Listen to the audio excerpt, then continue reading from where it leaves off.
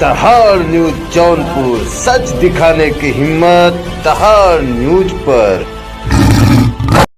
हमारे चैनल को अवश्य सब्सक्राइब करें। नमस्कार, मैं कपिल देव सिंह तहार न्यूज जौनपुर में आपका स्वागत करता हूं। जौनपुर प्रशासन क्राइम पर कंट्रोल करने में एक बार फिर नाकाम। आपसे बता दूं, जनपद जौनपुर के बरसठी थाना क्षेत्र के झुमरिया मोड़ पर बाइक सवार हौसला बुलंद नकाबपोश बदमाशों ने एक आभूषण व्यवसायी को रविवार की दोपहर घायल कर नगद समेत 1 लाख के आभूषण लूटकर फरार हो गए। घटना की सूचना मिलने पर स्थानीय पुलिस बदमाशों की खोज में जुटी। थाना क्षेत्र के परियत गांव निवासी सत्यम सेठ उर्फ सोनू सेठ थाना क्षेत्र के जयरामपुर गांव में राज ज्वेलर के नाम से आभूषण की दुकान चलाते हैं। रविवार को 12 बजे सत्यम सेठ उर्फ सोनू सेठ अपनी दुकान पर बाइक से जा रहे थे। परियत झिंगुरिया मार्ग पर जैसे ही पहुंचे थे कि एक बाइक पर सवार हौसला बुलंद नकाबपोश 3 बदमाशों ने सोनू सेठ को ओवरटेक कर रोक लिया और तुरंत की आवाज़ सुनकर घबराकर आभूषण व्यवसायी सत्यम बाइक समेत सड़क पर गिर गया।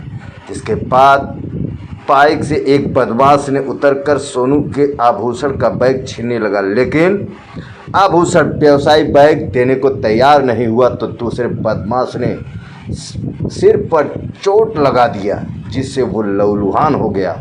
उसके बाद तीनों बदमाशों ने आभूषण व्यवसायी को लात घूंसों से मारा।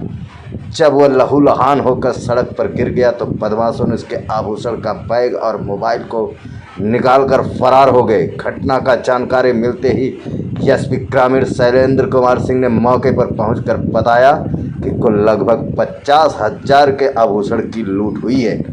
आपसे बता दूं कि जिस तरह से इस समय जनपद जौनपुर में क्राइम का जो क्राइम रेट है, परसेंटेज है, वो 200% के ऊपर भाग रहा है और यहाँ की पुलिस इस क्राइम पर कंट्रोल पाने में पूरी तरह से फेल हो रही है। जहां पर मैं आपको बता दूं कि जौनपुर के पुलिस अधीक्षक अजय साहनी जिस समय स्थानांतरित होकर जौनपुर में आए थे, उस समय तमाम बड़ी बड़ी बातें की जा रही थी कि एनकाउंटर स्पेशलिस्ट है, न ये है, न फलाना है, न ढिमका है।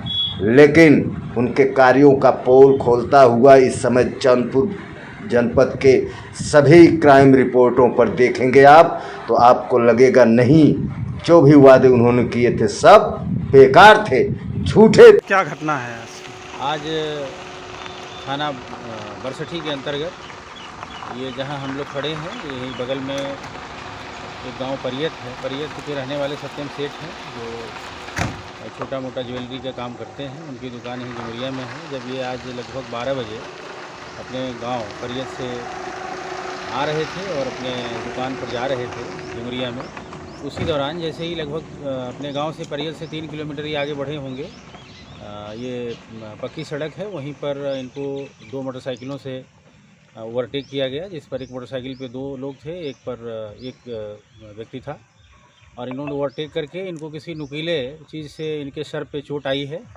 वो किसी तमंचे की मुठिया भी हो सकती है या अन्य कोई सामान भी हो सकता है। और इसके बाद इनके डिग्गी में एक छोटे से बैग में कुछ चांदी के जेवर थे और कुछ थोड़े बहुत उसमें सोने के कुछ कीले विले भी थी। इसको उन लोगों ने उसमें ले लिया और लेकर के वो भाग गए।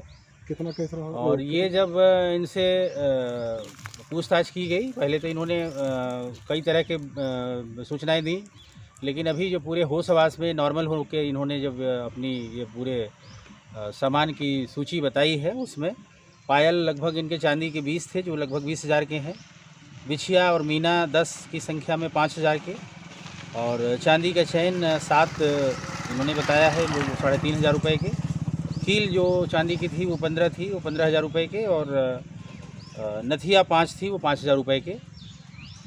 ये कुल मिलाकर के करीब 50,000 के अंदर के ही ये सामान है जो मार्केट रेट है यहाँ का। ये सामान इनके गए हैं।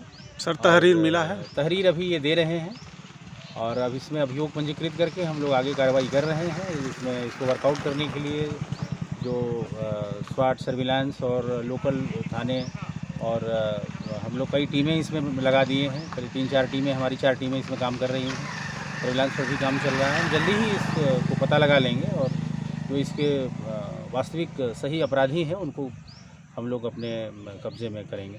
एक वायरल हो रहा है वीडियो जिसमें 8 से 10 लाख आभूषण पीड़ित द्वारा बताया पीड़ित स्वयं ही इस बात का खंडन कर चुका है कि उसने पहले 8 से 10 लाख रुपए बताए, फिर उसने 1 से 1.5 लाख रुपए बताए। अब जो उसने पूरा असेसमेंट करके, पूरा गिनती करके, एक एक जेवर के नगों की गिनती करके उन्होंने अपनी फाइनल जो बताई है फाइंडिंग, वो लगभग 48-49 हज़ार रुपये की है। इसको हम हायर साइड में 50 हज़ार रुपये के आसपास मान सकते हैं। ये इनका सामान गया है क्योंकि छोटी सी दुकान है और मेनली ये चांदी का। हमारे चैनल को अवश्य सब्सक्राइब करें। हमारे चैनल को अवश्य सब्सक्राइब करें।